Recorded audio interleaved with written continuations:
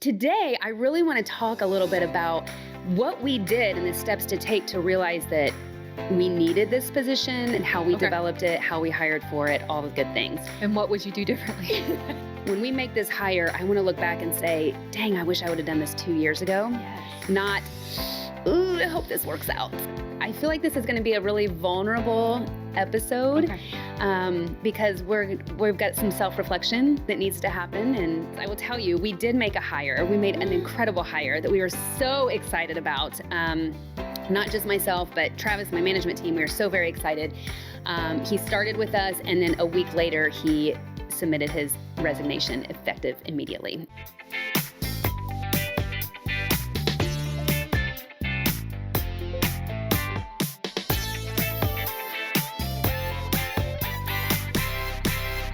Welcome to the Lasting Business Solutions Podcast, Indy's launchpad to sustain business success, growth, and leadership. My name's Renee Lucas, and I am your host. Well, I was actually supposed to be here with another guest, a special guest from our team at LCS, but as you will see, I do not have him with us today.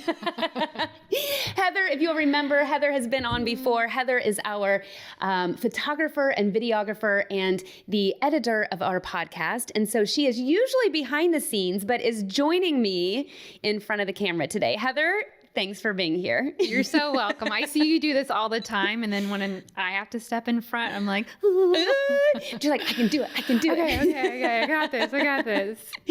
Well, you know, the plan for today, we're going to carry through the plan for today's session. And Heather is going to kind of lead the way with some questions and some discussion points as we talk a little bit about what happened and why I don't have a guest. Yes. On today's session. So what happened and why don't you have a guest? Heather, that's a great question. You know, we, in our business, we talked a little bit on last episode. I was here with Travis and we talked a little bit about the size of company that we are and looking forward. And we had decided in our company that it was time to hire an operations manager. And This was a brand new position for our company. We've never had it before. So we were designing it from the ground up. I talked to several other mentors to myself and other contractors and things like this to put this into place. Worked on a job description, although this is a lesson learned later. I didn't quite have it done. Okay. But I had been working on putting all that together and what do we really want out of this position? How are we going to compensate this position? How is this position going to work with our team members? All of the things, right? So today, I really want to talk a little bit about what we did and the steps to take to realize that we needed this position and how we developed it, how we hired for it, all the good things. And what would you do differently? And what we would do differently. Yes, because that is kind of a long list. And there's, you know, I feel like this is going to be a really vulnerable episode because we've got some self-reflection that needs to happen and has happened, and some self-doubt and some kind of hits to confidence and things like that. So we'll work through all of that together. Yeah. Well, I'm excited. Me too. It's been really great to learn myself the lessons of like, I get to be behind the camera, but I get to listen to all this. So I kind of heard, you know, that your business has grown past $1 million, 3, 5. And so needing to expand your management level team and like how do you attract the right people? You know, like what are the benefits? You know, we even had a episode about benefits. Yeah. And what are the benefits that level of person would want and be attracted? So how did you even know that you needed this person? And then how did you go about attracting good candidates for that position? Yeah, that's a great question. I think on the, how did we know we needed the position? Travis and I are feeling really stretched in our business. We are working a lot of evenings, a lot of weekends. Our managers are feeling stressed as well. There is a level that Travis and I as business owners are able to train our management team, but I also feel like we've capped out a little on that ourselves. And so I felt like we needed a position that could help raise the level of all of us and our ability to take our managers to the next level and everything with that. And so as we were really looking at, and to be honest, I used AI to figure out, do we need a general manager? Do we need an operations manager? Like, what's the difference between the two? Yeah. And after doing all of that research, really decided that an operations manager is what we need. I even took it, one step past that and thinking about, what do I want this person to do? I don't want this person to just take tasks off my plate. You know what I mean? Like, that's not what this is about.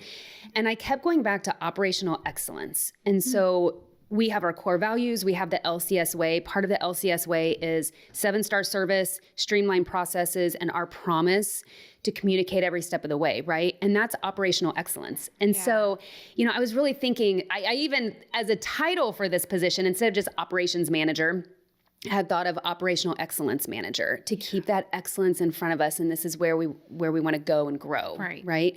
So the biggest reason that we knew we needed somebody is the pinch that we're feeling. Travis and I felt this pinch a few years ago, and then you work through that and you're pretty streamlined until you got to kind of the next level of revenue and amount of work that has to come in and number of employees that you have and everything. And we're feeling that pinch again.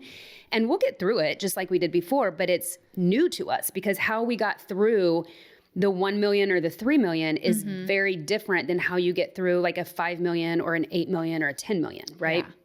And so we talk a lot about our best practice groups and other contractors. We rely heavily on our mentors and some advice and stuff that they give us, and experience share. That's huge. What positions have you put into place? What's been successful? What's moved the needle in your company? Where have you failed? What did you learn from that? That sort of thing. So through all of that, you're like, okay, this operations excellence manager. Yes. You don't just need an assistant or somebody who can run things, but you really need somebody that can like hold everybody accountable and get you to the next level. That next level. So as we were looking for the position, we didn't feel like we needed somebody who had HVAC experience, right? That industry experience, because this person isn't going to be installing a furnace. This person doesn't have to have the technical ability to troubleshoot something. Those are very important skills within our business, but they're in different positions. And so what this person needs to understand is how a small business operates. They need to understand financials, how to read a profit and loss statement, how to not just read it, but to understand the profit and loss statement, the balance sheet, cash flow, to understand how the KPIs feed into that, right? So key performance indicators. So, what percentage of our revenue is equipment materials? What percentage is labor? What percentage are bonus and incentive plans that we're paying out? What percentage, might be this, that, or the other, and understanding. And then what do you do with that information, right? So we talked last week with our vision, that focus, implement, measure. The measuring part, we've been weak on in the past before. And so establishing scorecards for all of our departments. And to really understand, hey, here are the types of calls that we run. Here's how many of those convert into memberships for us. So, a membership gives us a touch with people. It helps us to serve people on a regular, consistent basis, not when there's a emergency need sort of thing. And so how do we build that out? What are some ways in the business that we can make ourselves less seasonal? That's one of the biggest challenges that we have, is we're such a seasonal business. And so, in the summer, we need 10 more people than what we have right now. But in the spring and fall, we need 10 less people. Like, what do we do with all these people, right? And so how do you find that balance? And how do you make yourself less seasonal? And so that's what this operations person really comes in to do. And then I think our managers need somebody to report to other than myself for a level of accountability. Because I think I don't provide the level of accountability that we really need for these positions. Well, you can't, because you're pulled in so many different directions. You can't be everything to everybody. Yes. And Heather, that's a really good point too, because when you get to a point where you need positions like this, they have to be focused on what's going. And I need to be focused on accountability for our managers, who can then hold other people accountable and things like that. But if I'm inconsistent, then they're going to be inconsistent because I'm basically teaching them what not to do. Right. Unintentionally, that's what I'm doing. Right. And it's not healthy. I think the other thing too that I feel is it's taking me too long to get things implemented and done. Okay. And you mentioned like being stretched in a million directions. Travis and I are the same. Like something that we should be able to get it done this week. Yeah. It might be 3 weeks because like I'm trying, but then I'm prioritizing and I'm like, ooh, that's going to have to get bumped because this has a different deadline to it. This has to be done. And I told Travis, I said, I feel like I'm completing things 1 minute before they're due. Right. Or like, you know what I mean? Yeah. Or like I'm running just a couple minutes late to everything, but not late enough to make people mad.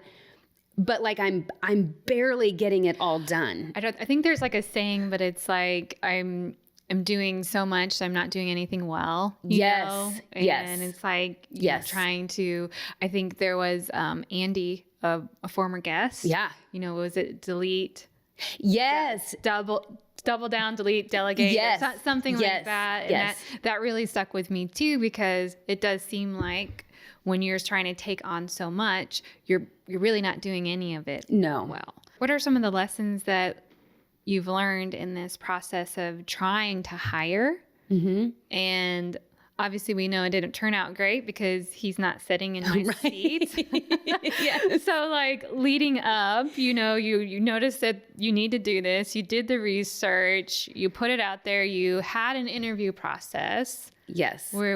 What comes next? It's interesting because one of our weakest things in business is recruiting, hiring, and onboarding. Oh, really? It's one of our weakest links. I feel like we wing it pretty well. You do? Yeah, I feel like we do, but that's not really what we want it to be. You know what I mean? So I feel like we had a really strong job description, and I felt very well prepared in the interview because I know exactly what I want out of this position, right? I know exactly what the company needs. I know what my managers need. I know all of this stuff. And so I'm really clear on what I want this position to be. And I went in saying, when we make this hire, I want to look back and say, dang, I wish I would have done this 2 years ago. Yes. Not, ooh, I hope this works out. This has been really hard, but yes. And excuses. I don't want that. I want this to be I wish I would have done this 2 years ago. So I was very intentional with interview questions that I had, a timeline. I had a 6-week plan to interview and to be able to do multi-level interviews. So started with a phone interview, went to an in-person interview, potentially a second in-person interview where it was more of a kind of see the operations, and then an interview with our full management team. Okay. And so I had this plan to follow. I had really good applicants and a lot of really good conversations, a lot of really good interviews. There was somebody that stuck out to me that I just immediately felt like, this is the person, right? This is the person. I'm a big disc profile person. And so I had every single applicant. If it was a strong interview after the first in-person interview, I sent every single one of them a disc profile to take because I knew what type of profile I was looking for this position. And so I wanted to make sure that was going to be a match because, let's be honest, you meet somebody once in a 1-hour interview or 90-minute interview. Right. Yeah. You're only going to get so much. Right. And so I wanted that to kind of pair with it. You're going to get the best of it too. You better. Yeah. Yeah. Absolutely. So I don't know. I feel like for the first time ever, I was so prepared for that part of the process, if that makes sense. Now, where I lacked, we had, as far as the compensation goes, the salary, like I was set with a good range with that. So I was very comfortable with that. I did not have an incentive plan in place yet. And I was very truthful about that. I want there to be some sort of bonus incentive plan into place. Of course. But I'm back and forth. I'm like, okay, our business is quarterly. And so it can be seasonal. We can have a great quarter. We can have a really bad quarter. It doesn't really give the full picture. So then I went to like an annual plan, but there's no immediate gratification in there. And there's nothing to keep people motivating. So then I went back to court. And so I'm just kind of bouncing all over the place on this. So I'm still working through this, Right. but I was very transparent, and I was Right. very transparent with everybody. This is a new position to the Right. company. And Right. so, as we go through. podcast listeners, tell Yes. us what you prefer. Yeah.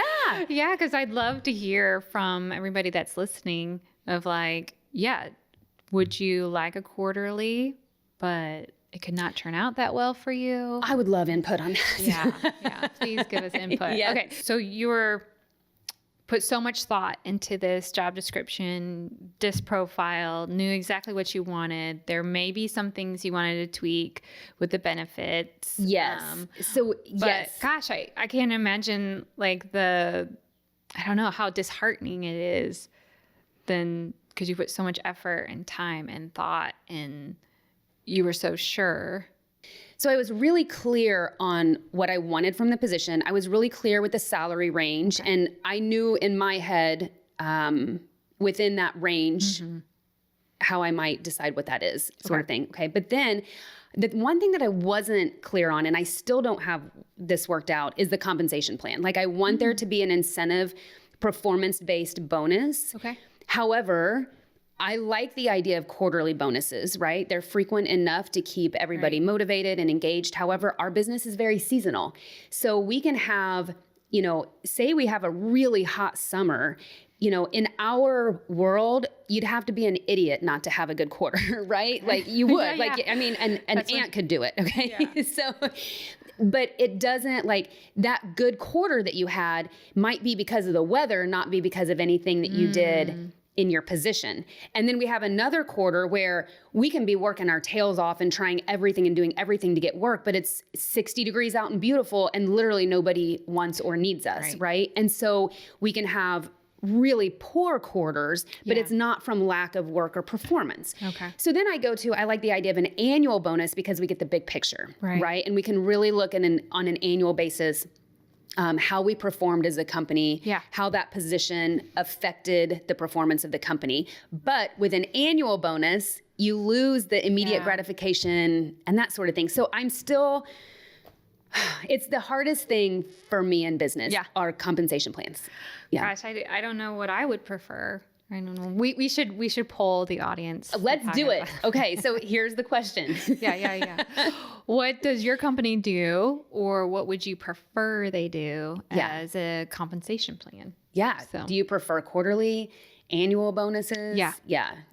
Because I would think that would be hard to do quarterly because it would also be disheartening as an employee that I worked my tail off, but we didn't do this quarter because the weather was so great. Nobody used their systems. Yeah. And it is very disheartening. Yeah. And it makes people feel like a failure when they're not, right? And then, but on the other side too, if we naturally have a good quarter because of the weather, for example, it can make us feel like we're doing this great job when in actuality, we didn't do anything differently. Right. And it just gives us a false sense of performance, I guess. You know what I mean? So it's tough. I'm curious what other companies do. I'd love to hear. I'd love to hear. So definitely let us know, chime in on this. That was the part, but even in the interview, I was very transparent. This is a new position to us. This is a new compensation plan. This is, all of this is new to us. And so as we are working through all of this, we may have some things that we tweak along the way, or we may have plans. The other thing with this position that I really wanted this position to do was to document processes across our company. So we have a lot of really strong processes in place. Yes. Very few of them are documented. And so when we bring somebody new on, this is why our onboarding is really weak as well. When we bring somebody new on, we can't possibly think of every process that we do and have in our heads. And so then we don't train somebody on something. And then it's after we have a problem or an issue. And then we say, oh, that's how we do this. If we had it all documented and we could go through and train on all of it, we wouldn't have those issues. And so I wanted somebody who was very process oriented and had very strong detail and organizational skills and to be able to do all of those things as well, which I was very transparent on. And really experienced doing it. Yes. Yeah. Yes. Like you don't have to reinvent the wheel. No. Yeah. No. Maybe just hire somebody that has done this already and can come in and interpret it for your company. Well, and I want somebody too who can see who can see the weaknesses and the strengths within our company, right? Man, we're doing this really well. Let's continue to build on this. Hey, this is a known weak point. Right. Let's make a focus point of it, right? Right. And so the other thing that I talked about, and this is me as an owner, like I know myself really, really well. I am very task driven. I'm a very direct person.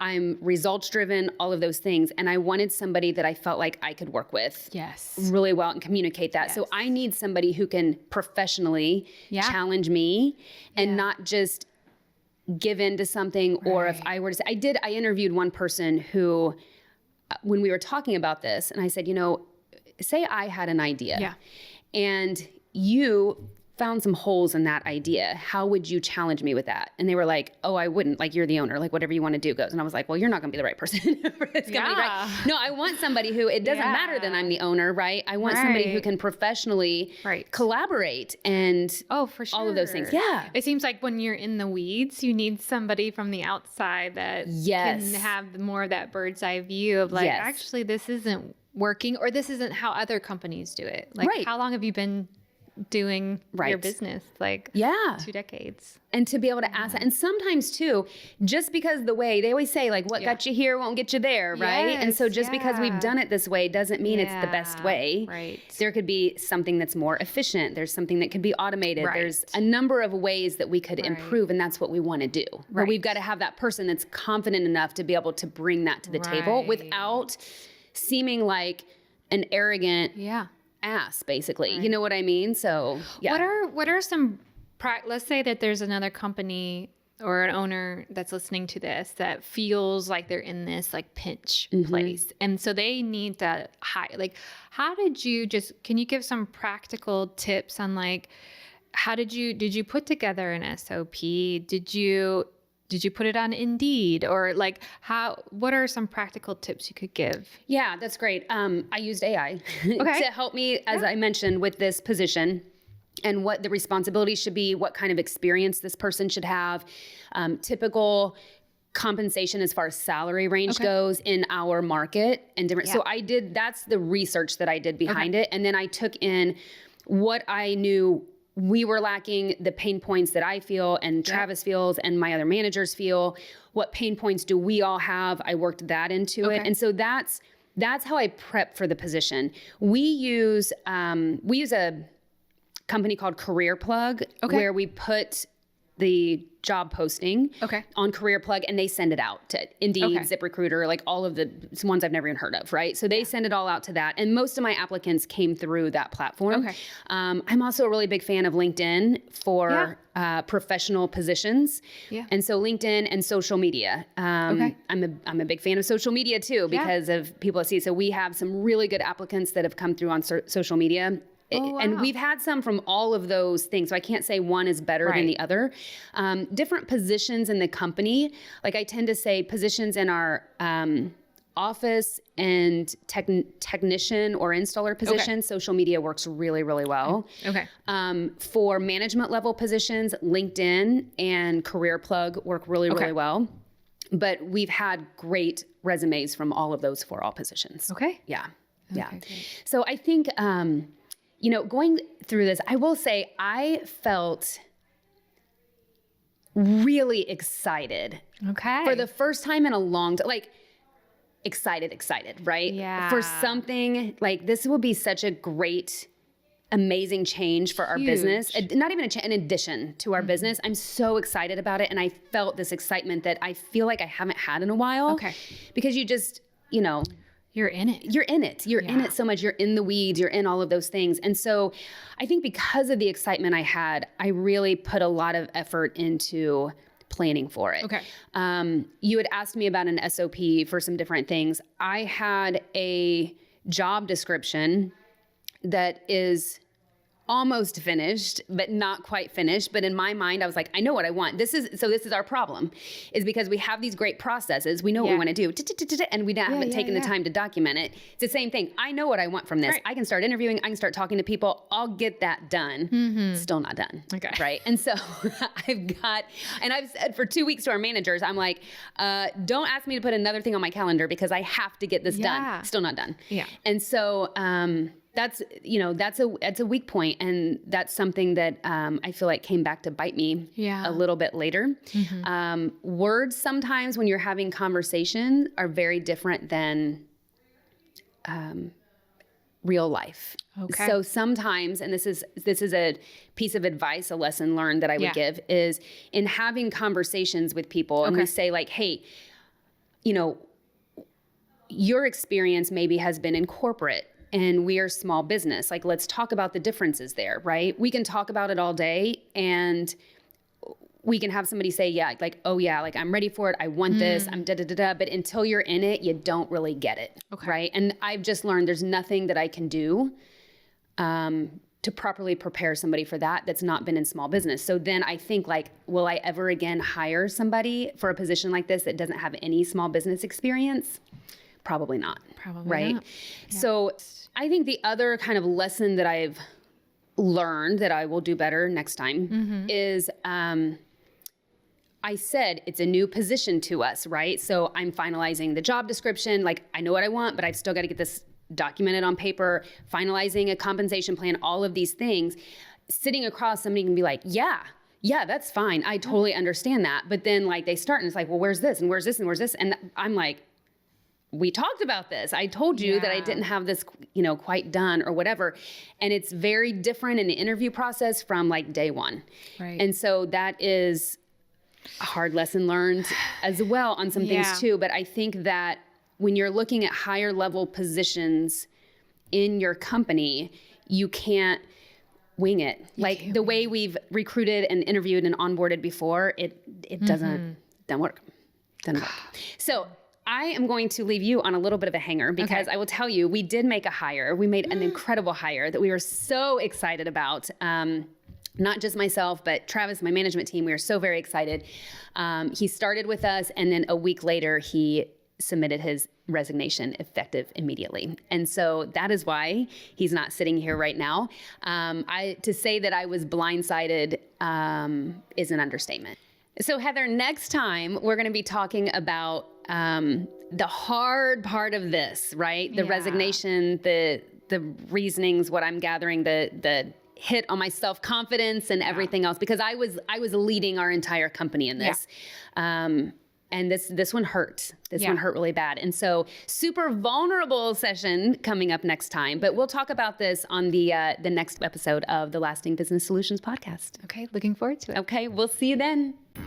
Welcome to the Lasting Business Solutions podcast.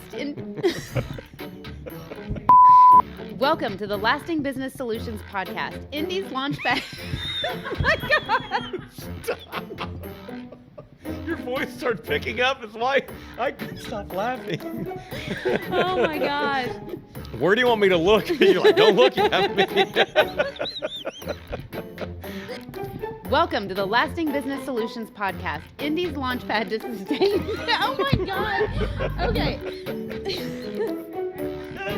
And I don't know what to do because I'm trying not to laugh.